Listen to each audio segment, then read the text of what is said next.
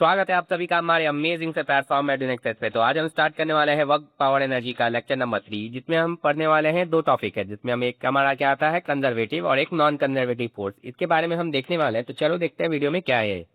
तो when the work done by a force is independent of path, मतलब जब work done किसी path पर डिपेंड नहीं करता है तब हम क्या बोलते हैं, only initial and final position matter during this work done the force is called conservative force. देखो क्या बोल रहा है ये, work done by force is independent of path second, मतलब जब वर्क डन हो रहा है वो पाथ पे डिपेंड नहीं करता है, सिर्फ वो इनिशियल और फाइनल पोजीशन पे ही डिपेंड करता है। तो उस चीज को क्या बोलते हैं हम, कंजर्वेटिव फोर्स को बोलते हैं। क्या बोलते हैं, कंजर्वेटिव फोर्स बोलते हैं। लेकिन when the work done by force is in depend on path second, the force during this work done is called non conservative force. मतलब जब हमारा वर्क डन जो है पाथ पे डिपेंड कर रहा है, ठीक है, क्या कर रहा है, पाथ पे डिपेंड कर रहा है, तो उस फोर्स को क्या बोलते हैं हम, उस फोर्स को नॉन कंजर्वेटिव फोर्स बोलते हैं।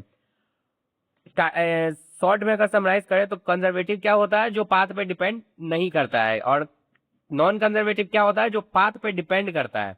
तो पाथ पे डिपेंड करता है उसको क्या बोलते हैं हम, उसको हम बोलते हैं नॉन कंजर्वेटिव फोर्स। और जो पाथ पे डिपेंड नहीं करता है उसको क्या बोलते हैं हम, कंजर्वेटिव फोर्स। वो बस इनिशियल और फाइनल पोजीशन पे ही डिपेंड करता है बस, और उसके अलावा नहीं। अभी जैसे नेक्स्ट में देखते हैं हमारे इसमें नेक्स्ट क्या है, ये हमारा ए पॉइंट है, ये बी पॉइंट है, ये सी पॉइंट है, ये डी पॉइंट है। चलो ठीक है, अभी हम यहाँ से यहाँ गए, यहाँ से यहाँ गए, यहाँ से यहाँ गए, फिर यहाँ से आ गए। चलो वर्क डन ए से बी में क्या होगा हमारा, ए से बी में हमारा वर्क डन क्या होता है, तो ए से बी में हमारा M G H work done क्या होगा हमारा, एम जी एच होगा। क्यों, वर्क डन क्या कैसे लिखते हैं हम, फोर्स इंटू डिस्प्लेसमेंट लिखते हैं इंटू कॉस थीटा। क्या लिखते हैं, एफ एस कॉस थीटा। तो एफ एस कॉस थीटा लिखते हैं, तो अभी हमारे इसमें क्या आ गया, माइनस का एम जी एच लिख रहे हैं इसमें, क्योंकि डिग्री यहाँ पे 180 डिग्री आ रहा है, ठीक है।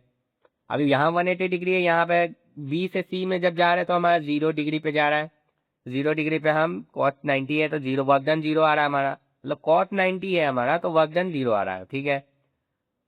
सी पे क्या हो रहा है, सी डी पे क्या हो रहा है, एम जी एच आएगा, नीचे आ रहा है हमारा, तो एम जी एच, ग्रेविटी भी नीचे लग रहा है, फोर्स भी नीचे आ रहा है, डिस्प्लेसमेंट भी नीचे आ रहा है, तो एम जी एच, ठीक है, इसमें भी M G H.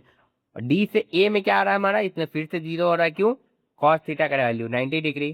Total work done इसमें हम क्या लिखते हैं, टोटल वर्क डन हमारा इसमें 0 हो जाता है, क्यों, जिस पाथ से वो ट्रेवल किया वहीं आकर फिर वो रुक गया, तो वहीं आके रुक गया, तो वर्क डन क्या हो गया हमारा इसमें 0।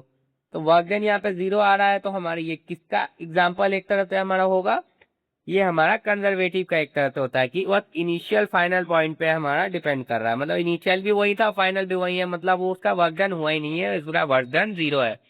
नेक्स्ट हमारा आ रहा है इसमें क्या है, देखो अब अभी ए से बी तक गया, फिर बी से सी, फिर सी से डी, फिर डी से ए तक आया। चलो ठीक है, तो ए से बी में हमारा वर्क डन क्या आएगा, माइनस का एफ एस, क्या रहा है, माइनस एफ एस।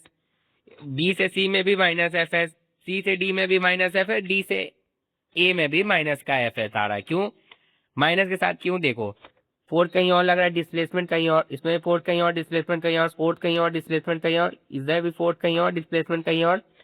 तो इससे हम क्या बोल रहे हैं कि हमारा वर्क डन इसमें क्या आ रहा है, माइनस का 4 एफ एस, क्या रहा है हमारा इसमें, माइनस का 4 एफ एस। मतलब ये अपना डायरेक्शन पे डिपेंड कर रहा है, डायरेक्शन पे डिपेंड करने वाला को क्या बोलते हैं हम, नॉन कंजर्वेटिव फोर्स बोलते हैं, किसको, जो डायरेक्शन पे डिपेंड करता है।